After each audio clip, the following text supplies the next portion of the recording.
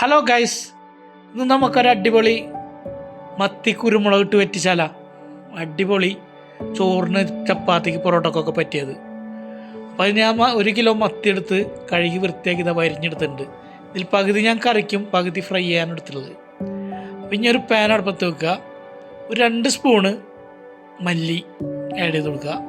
അതുപോലെ കുറച്ച് കുരുമുളക് ആഡ് ചെയ്യുക. പിന്നെ അതുപോലെ ഇഞ്ചി വെളുത്തുള്ളി ചതച്ചത്.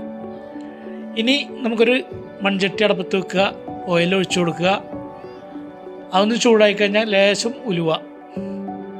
അതിന് ശേഷം നമ്മൾ ഇഞ്ചി വെളുത്തുള്ളി ചതച്ചത് അതിട്ട് അതിൻ്റെ പച്ചമണം മാറുന്നവരൊന്ന് മൂപ്പിച്ചെടുക്കുക. അതിന് ശേഷം 2 സവാള കൊത്തിയരിഞ്ഞത് അത് ആഡ് ചെയ്ത് കൊടുത്ത് നന്നായിട്ടൊന്ന് മൂപ്പിക്കുക. ഇനി ലേശം ആവശ്യത്തിന് ഉപ്പ് ആഡ് ചെയ്ത് കൊടുക്കുക. തക്കാളി ആഡ് ചെയ്ത് കൊടുക്കുക. ഒരു തക്കാളിയാണ് എടുത്തിട്ട് വലിയത്.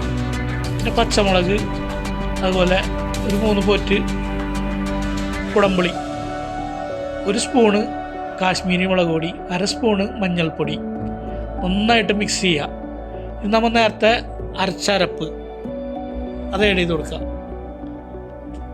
ഇതിൻ്റെ എണ്ണ ഒന്ന് തെളിഞ്ഞ് കഴിഞ്ഞാൽ നമുക്ക് ആവശ്യത്തിന് വെള്ളം ഒഴിച്ചു കൊടുക്കുക. എന്തോരം ഗ്രേവി വേണം അതിനനുസരിച്ച് വെള്ളം ഒഴിച്ചു കൊടുത്ത് തിളച്ച് വന്നാൽ നമ്മൾ മീൻ ആഡ് ചെയ്ത് കൊടുക്കുക.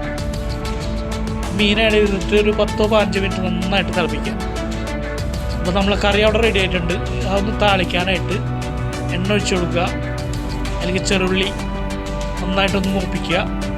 അതിന് ശേഷം ഫിഷ് മസാല ഈസ്റ്ററിൻ്റെ അത് കുറച്ച് ആഡ് ചെയ്തെടുത്ത് നന്നായിട്ടൊന്ന് മൂപ്പിച്ചിട്ട് നമുക്ക് ഇതിലേക്ക് കറിയിലേക്ക് താളിച്ചൊഴിക്കാം. അതാ അടിപൊളി കറി റെഡി ആയിട്ടുണ്ട്. അപ്പോൾ നമ്മളെ ചാനൽ ആദ്യമായിട്ട് കാണുന്നവരാണെങ്കിൽ ഒന്ന് സപ്പോർട്ട് ചെയ്യുക. ഇതാ നോക്കിയാൽ എന്താ സൂപ്പർ കറി. പൊറോട്ട, ചപ്പാത്തി, ചോറ് എന്തിനും നടക്കും.